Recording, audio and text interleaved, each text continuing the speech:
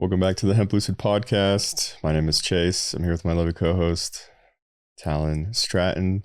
And today we're going to be talking about all things sleep. So, title of the episode today is Waking Up Tired, How to Optimize Sleep Naturally. And I would say sleep is probably the number one. I'd say there's like four main issues that people tend to deal with, and why they seek out CBD or cannabinoid products is sleep, anxiety, depression, pain. And those are kind of the big four. And I would say sleep is probably number one. Oh yeah, easily number one. Definitely. Cool. Well, I mean, there's definitely a reason why people are coming to us for sleep problems. It's one of the number one issues for people over 45. Mm-hmm. Yeah. And people with kids. If you have kids, we feel you. Yes. We don't sleep well. We don't. Not very well currently, but it's totally worth it. It is worth it. So yeah, all right. Well, let's jump into this here. So some of the main points we're going to cover real quick. Sleep changes with age. It seems as we get older and our body functions start to change, we seem to start sleeping lighter. Mm-hmm. Lighter sleep, more waking up, mm-hmm. and less of that deep restorative sleep. Yeah. So it's definitely a very mean cycle that you kind of end up finding yourself in, mm-hmm. where you're not sleeping good. So if you're not sleeping, you're waking up tired. And then the most popular drug in the world, not everybody, but nearly everybody reaches for it in the morning, and that's coffee. Coffee. Which is delicious. Coffee or energy drinks or mm-hmm. really all of that stuff. That's, mm-hmm. I mean, go to any gas station, it's refrigerators full of caffeine. Yeah, many doors of energy drinks. Yeah. So it's kind of that cycle of you're taking something to help you sleep, some pills, some sedative, mm-hmm. and then you're taking caffeine to wake you up and function during the day. Mm-hmm. So it's a cycle we all know, we've all been in. Right. And most people deal with. Right. Yeah, it's pretty amazing the amount of people we've talked to over the years that take pharmaceuticals for sleep and then also melatonin. And it's like one of the biggest, I would say definitely top 3 prescriptions people really try to get off of is sleep medication. Mm-hmm. Yeah, I think a lot of people it's just interesting with those with those pills, or especially melatonin, is it's knocking you out at night, but how's it making you feel during the day? Mm-hmm. Where you wake up feeling just as groggy. It's like you're having the hardest time falling asleep. Mm-hmm. So you take something to knock you out, but then it makes you feel tired. It's like creating the opposite effect of what you really need. Mm-hmm. And yeah, it's not like really getting more hours of sleep, but it's just trying to figure out how to get good quality sleep, mm-hmm. I think is the issue people are having, and they're chasing it with things that don't allow for that. Mm-hmm. Yeah, and it seems like those the sleep medication, it's just like it's sedating, and it's like just knocking you out but keeping you in like a very like upper state of sleep, like you're not really getting deep like restorative sleep. Mm-hmm. Which is, I would say, why people wake up feeling tired and exhausted after waking up after taking sleep medication. Because they're not getting that quality sleep. And I think it's totally normal. I think it's normal for people, if you've tried melatonin or prescription or over-the-counter sleep medications and still wake up tired. You're not alone in this. Mm-hmm. This is something that, I've experienced in my life. I used melatonin for years and years. I worked in, not an overnight job, but I had to wake up at like 4 a.m. to get ready, go to the grocery store, stock shelves. And it completely screwed up my sleep cycles and my sleep schedule. So I was like, oh, melatonin, that's what you take. And I mean, we hear it everywhere. We have people that have their kids on melatonin. Yeah, that one's crazy to me. Yeah, because of this. I mean, we have a 3-year-old at home. He's crazy. He has, I call him the nighttime zoomies. He gets crazy before bed. So yeah, knock your kid out with melatonin. It's just normal, right? It's a normal experience. Especially, I mean, not only for kids, but especially for older adults as their sleep cycles start to change. So don't feel like you're a problem or it's problematic, but we're here to talk about, this is a normal experience. What can we do to get off the pills, to get off the melatonin, and to find natural ways of optimizing our sleep? Yeah. I think the best thing is getting your circadian rhythm back on track. Because that's something that you can change at any age, getting your rhythm back on track. And that was something that, especially after having kids, like that completely gets disrupted and thrown out the window. And it's actually been fun to like, with our first kid, but like play with getting up early, getting out in the sun. I think this, like getting out in the morning sun, is probably like one of the most effective things that anybody can do to start trying to get your circadian rhythm back on track. Yeah. And I think you're hitting a really good point. Instead of like forcing sleep, how do we support the natural system that our body has? And circadian rhythm is huge. Like you said, morning sunlight. I think another big thing that people don't realize is harming that natural cycle is wearing sunglasses on their drive to work. Totally. I mean, this is something that we've worked on for a couple of years now, getting rid of our sunglasses. It actually was like part of your signature look, your Oakleys. Totally. Yeah. Those were part of my identity. Oh yeah. I mean, you had the tan line. Oh yeah. Here. Yeah. Always wore sunglasses. Yeah. And we haven't worn sunglasses for years, and it's a transition. I mean, at first I was like, I'm blind, I can't see. And really I think it's important to wear sunglasses in certain situations. You can really do damage to your eyes. If you're a skier, if you're looking at bright light like that, protect your eyeballs. But like driving to work, you can use your visor if the sun's getting in your eyes. But that sunlight hitting your eyeballs is really, really great for the body's natural energy levels and filling up those stores. So I think that's a really great way to, again, contribute to your natural sleep system. Yeah. Yeah, definitely the light. Yeah.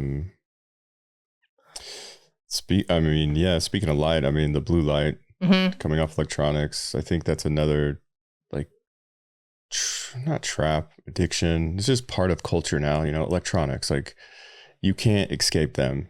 And, blue light at night is very, very disruptive. Yeah. Like super disruptive to your sleep cycle. And I think over the years, I think we've gotten really good at it. Like, I mean, granted, we're not perfect, but and I think we're going to talk about this a little bit later, but actually having like a routine at night. And, we limit screens 2 hours before we go to sleep. And since we've been doing that, for me, it feels easier to fall asleep. Yeah. And before, phone's in bed and, you're looking at your phone until you're just passing out or. Yeah. Well, not only that, like your phone has a filter you can put on.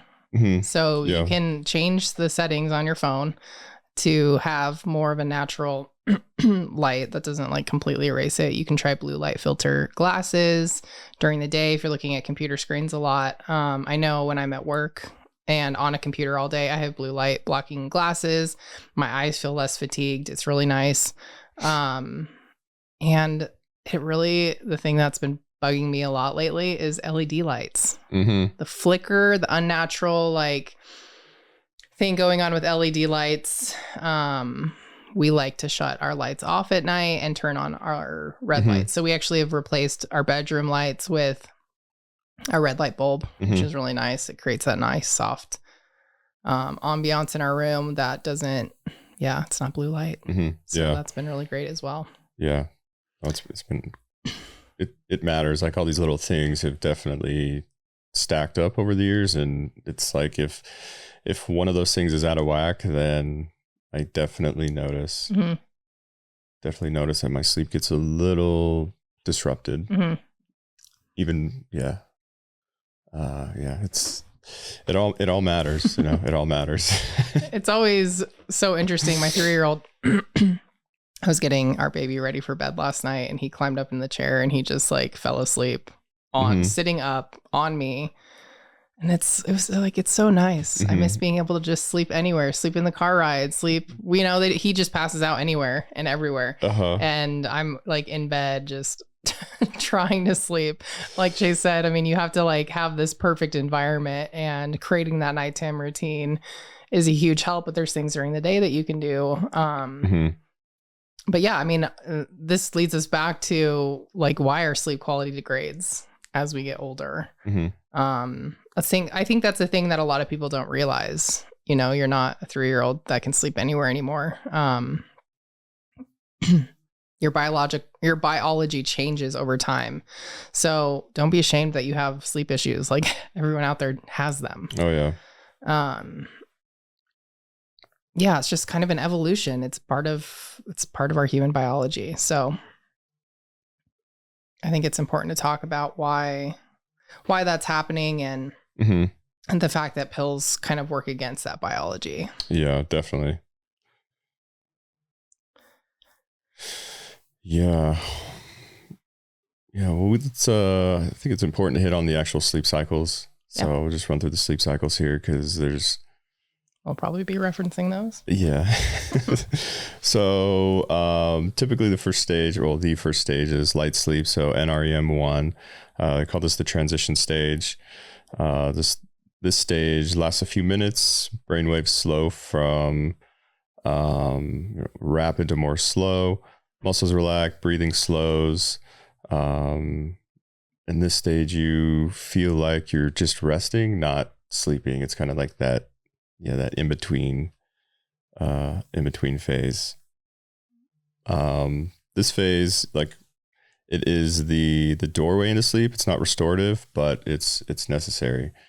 And I think, there's a school out there, this Sleep Science Academy, and they put a tremendous amount of focus on this stage of sleep. And through all of their research and the data that they've gathered over the years, the people who have issues sleeping, or like anxiety about sleeping, have trouble falling asleep, their mind is actually focused on sleeping, not resting. And so the school out there puts a lot of emphasis on this stage where, instead of focusing on trying to get to sleep, let's just be focused on just resting. So this stage, extremely, extremely important. Stage 2, this is the stable light sleep, and REM2 makes up about 45 to 55% of our total sleep. In this state, our heart rate and body temperature drop. Brain produces hormones that help with memory and learning support. And this stage stabilizes sleep and prepares the brain for deeper restoration. All right, stage 3, deep sleep. This is what we're all trying to achieve and get to.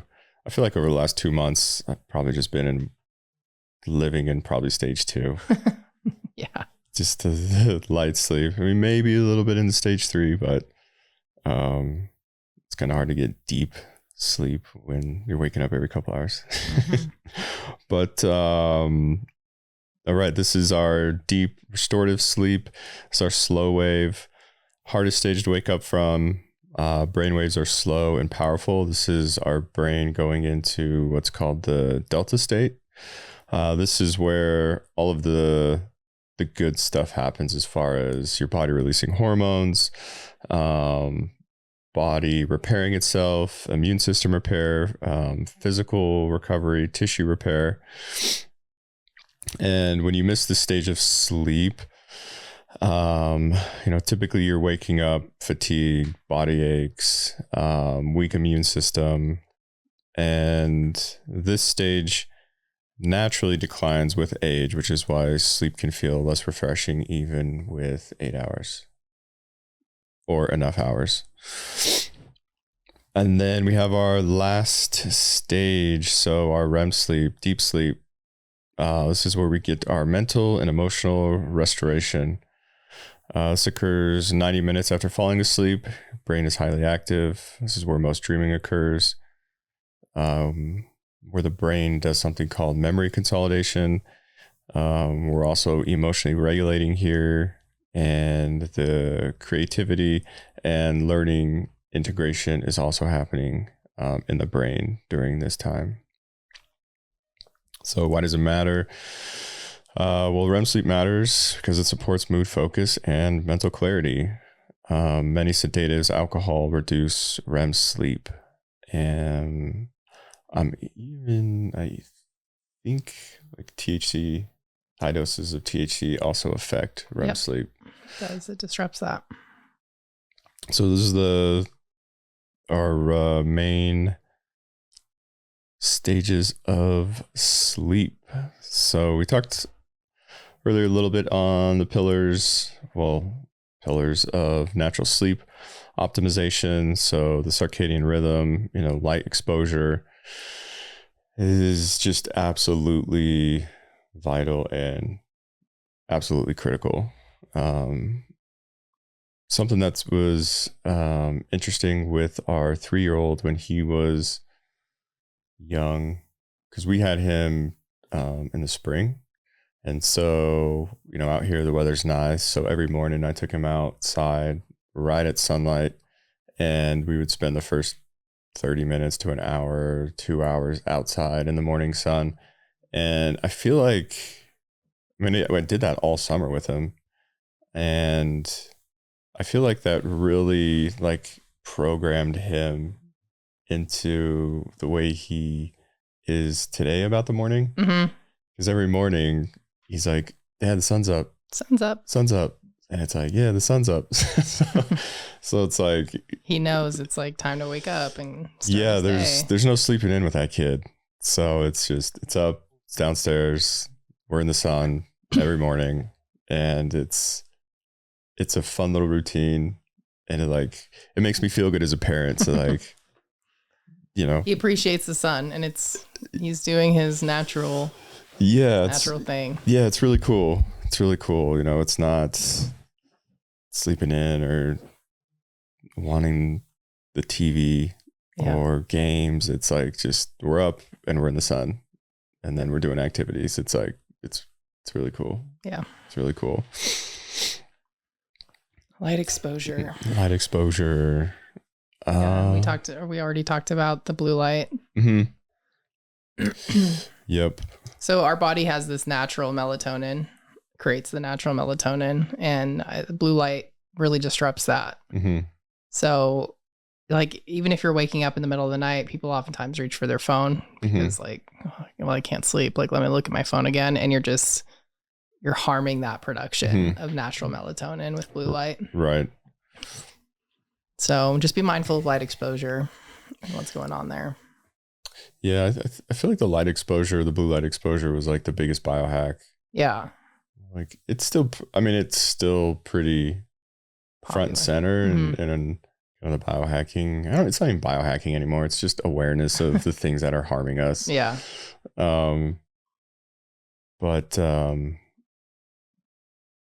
Yeah, I think it was interesting to see the outpouring of people that actually, it's not really getting on the bandwagon, but just having the awareness of man, this is really damaging.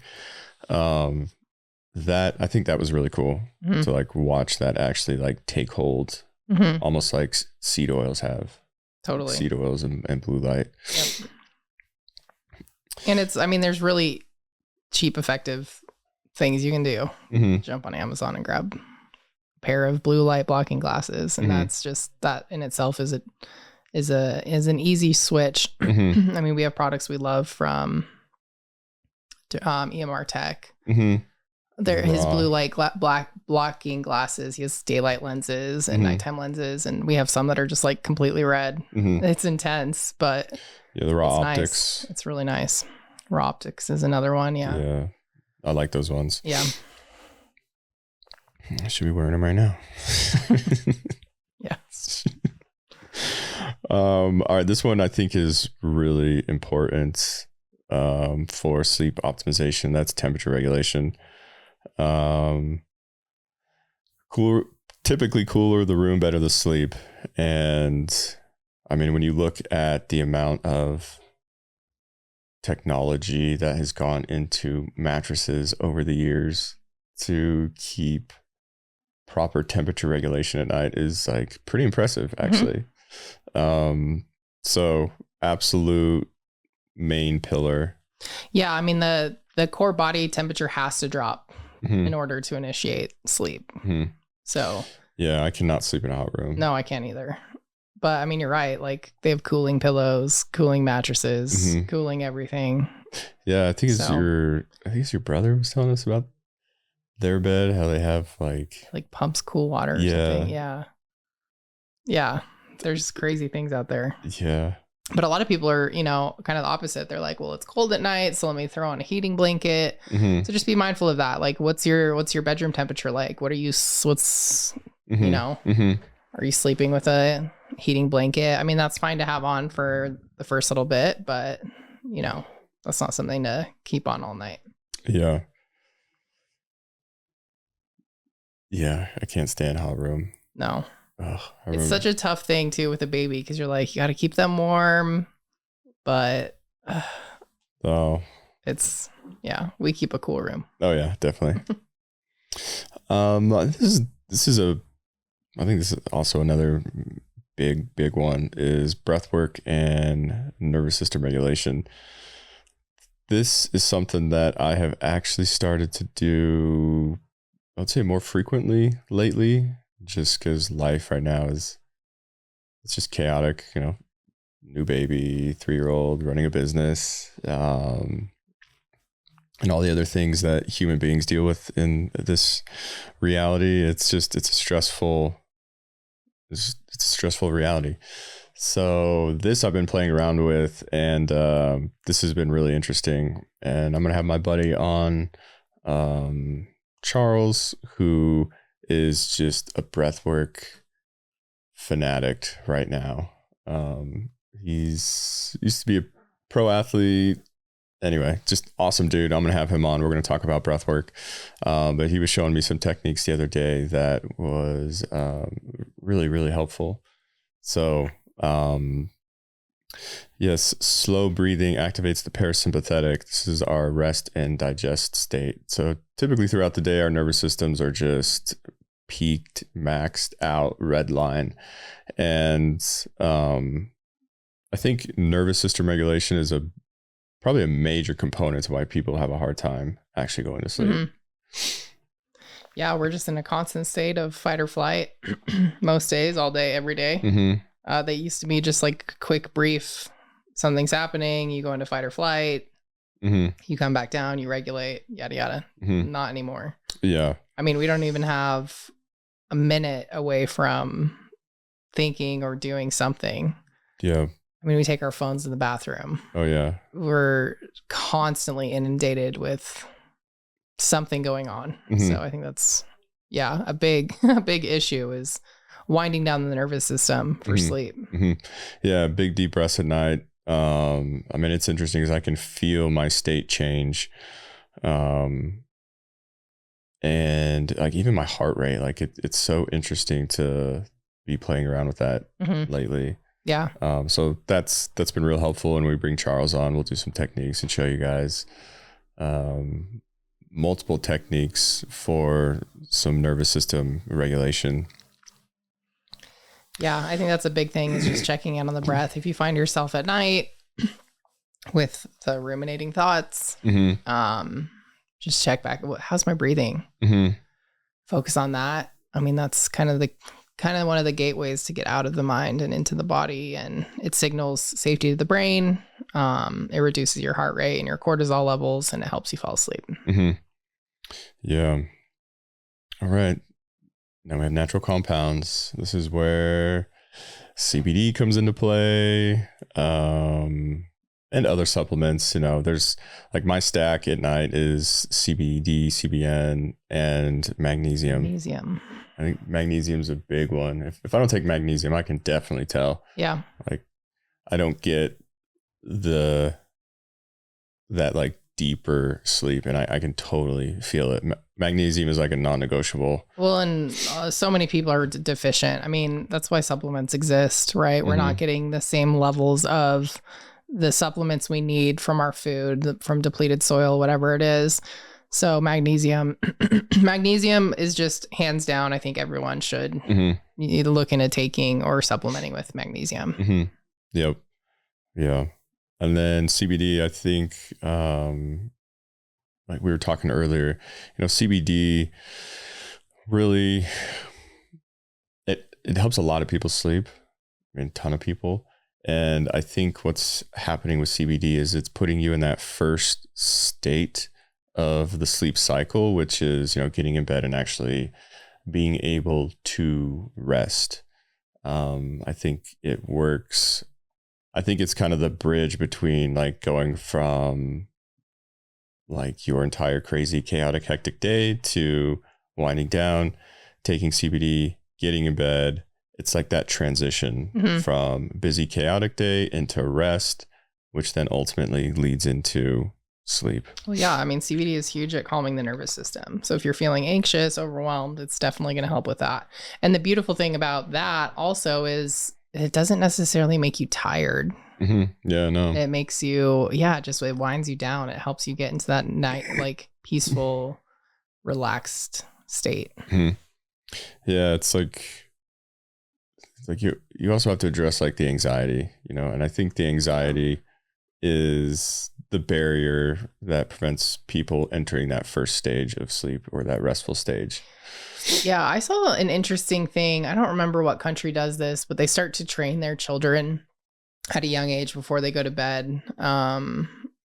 They give them like a journal and they write all their worries or their things that stress them out into this journal at that time. And like that was training them, like your worries and your stress have this time, then we close the book and we don't look at it again until tomorrow.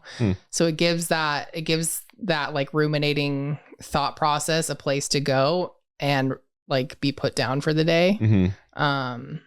So I don't know. I thought that was really cool. Like it's just a cool little hack that we can even do as adults, because in our culture, we're not really taught any of this, right? It's just like, it's just normal. It's normal to have ruminating thoughts. It's normal to go to bed and just lay there thinking. Yeah, just a little hack. Yeah, ruminating thoughts is like, that's the big one. And we're going to talk about it on the next episode. But CBD is great for breaking those, like those thought loops. CBD is so good for that. Yeah. I mean, cold therapy too. That's something that really helps. We started jumping in the cold plunge again. And like that's definitely part of my nighttime wind down is cold plunge, sauna tent, red light, and then sleep gummies. And then usually by the time I'm ready to go to sleep, I'm ready to go to sleep. And then the baby's like, I'm not ready. And then the baby's like, I'm not ready. Yeah, that's definitely a good one. The cold therapy before bed. A lot of people are like, well, doesn't that wake you up? Like, well, I mean, maybe for a second, but it does kind of put you in that homeostatic state after you're done. Calm. Yeah, it's like this calm. Yeah, it's really nice. Yeah. Yeah, it's definitely a must. It's definitely part of our routine. All right, I think just wanted to hit on a little bit of science. I think we should bring a little bit more like research and science into some of these conversations. So I wanted to do a little bit of research on some sleep studies that were done on PubMed. And this one is it's kind of the biggest study. You know, it's CBD and sleep, what we actually know. And here's just kind of the takeaway from the study. When people hear CBD and sleep, they often assume it works like a sedative, but that's not what the research suggests. One of the largest human trials to date with adults with sleep complaints took a low dose of CBD and reported meaningful improvements in sleep quality over several weeks, similar to what is often seen with melatonin. What's important here is that CBD didn't knock people out. It appears to support sleep by reducing the factors that interfere with it, likely anxiety, nervous system activation, and discomfort. So CBD supports conditions for sleep. It's not a sedative, and it's just not going to knock you out. Yep. Yeah. I mean, that hits the nail on the head, because most sleep issues really aren't about sleep. It's about stress. It's about calming the nervous system down, delaying racing thoughts, sympathetic nervous system dominance. Yeah. This one I thought was really interesting. This one's on CBN. So CBN is one of the many cannabinoids found in the hemp plant.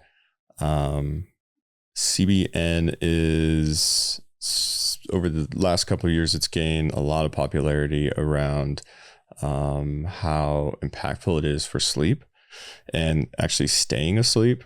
And so this study really highlights that.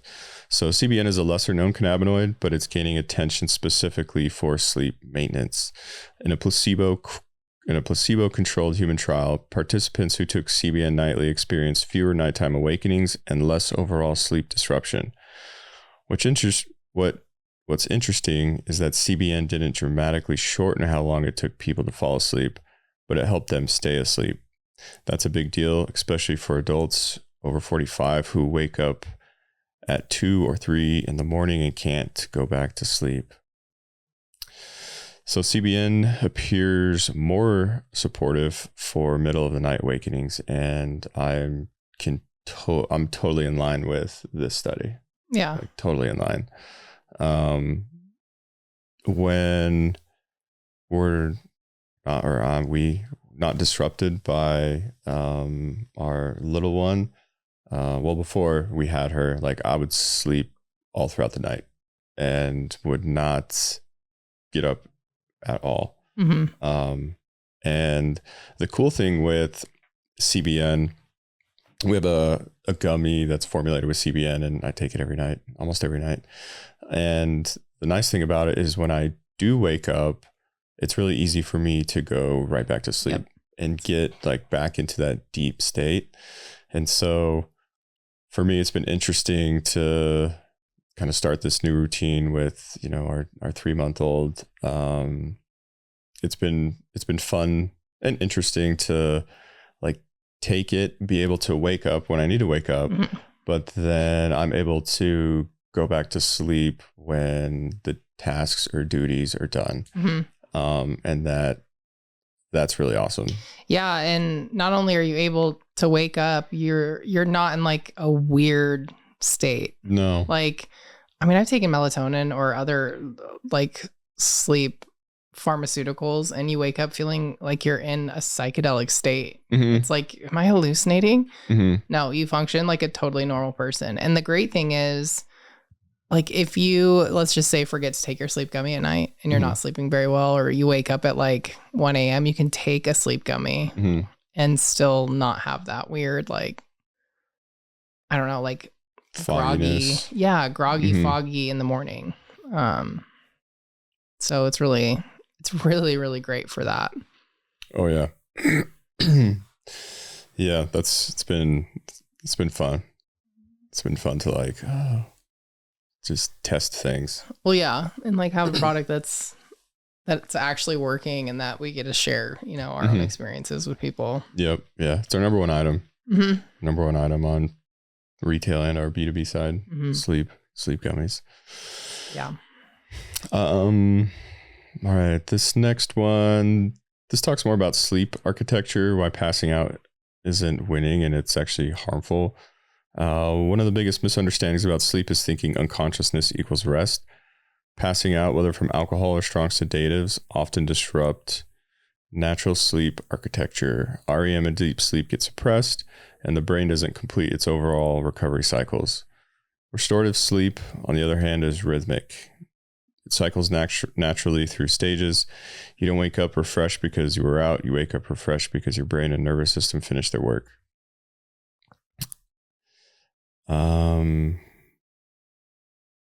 Yeah, this is, I think, alcohol, sedatives, high doses of THC. You're not getting in that deep sleep. And I think you can really see that with alcoholics. I mean, part of my family, we had some alcohol addiction, and I mean, it's hard on the body because it's obviously just a poison, but you can also just tell these people are not getting sleep. Yeah. Alcohol just wears you down. Yeah. And I mean, same with other drugs, but I think there's a lot of people that turn to alcohol to try to help them sleep. Yeah. Not realizing how it's damaging on multiple different levels. Well, and the goal isn't to be unconscious longer. It's to recover better. So when you're unconscious, that doesn't necessarily mean you're going through those sleep cycles that are necessary for that deep restoration, the deep recovery. I mean, you can really tell, like, when you don't get that sleep. Like, if you don't get good sleep for extended periods of time, you get sick easier. Oh yeah. It's not good. I mean, you can literally die from not sleeping, which is so wild to think about. It's part of a torture technique. It is. And symptoms start appearing within 24 to 48 hours of not sleeping. I know for me, we used to, before kids, we would travel a lot for work. We had business in Florida, so we travel a lot from Utah to Florida, and you would always book the red eyes. And then you'd be like, hey, we're here. Let's go. We're ready to work, because you're just a powerhouse like that. And I'm not. And I would just be in a glaze, like, just horrible. Like, no, man, I need a nap. Oh yeah. So, I mean, that stuff affects me really, really quick, but it's also, I think, a lot different with men's hormones and women's hormones. I don't do well without sleep. It instantly affects me. And it is really surprising and interesting after having a baby, how much I can still function without, like, the regular sleep. I think it's a superpower. I just don't recommend it long term. Yeah, definitely not. So yeah, I think alcohol or anything that's like long-term disrupting those sleep cycles, even though you feel like you're passed out. Yeah. No, you're not getting that deep quality that's needed to heal and restore. Yeah. All right, cool. Last one here. So this is more of just like safety, dosing, expectations, cannabinoid products. It's not just take this and I'm magically going to start getting, well, I don't know. I mean, I think a lot of people, they take a CBD or sleep gummy product, and I mean, we hear this a lot. It's like, man, it's the best sleep I've gotten, or I was actually able to stay asleep.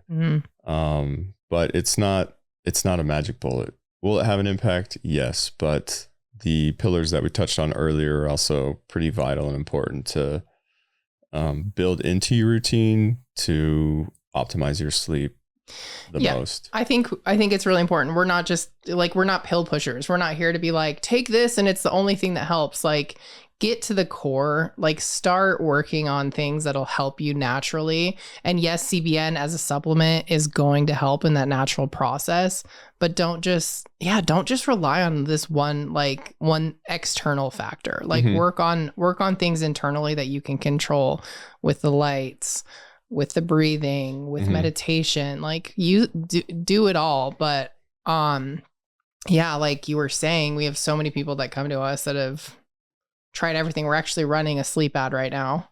And we got a comment on it that was like, I have a cabinet full of sleep aids. None of them work. Send me a free sample and I'll be a customer for life. And I'm like, okay, like I will, and you'll love it.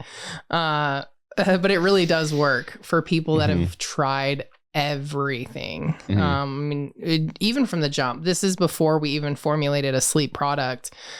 Just CBD alone, we'd have people come up and be like, I haven't slept well in 7 years and I got the best sleep I've ever gotten. Which to me just signals that people are overstressed and there's so much going on. But now that we have like actual sleep products, we've combined cannabinoids with functional mushrooms and other really, really amazing supporting herbs that don't contain melatonin, that really do aid in that natural sleep cycle, helping you fall asleep, helping you stay asleep without all of the without all of the artificial or like things that just create the stuff that you don't want when you sleep. Yeah, that's a good point.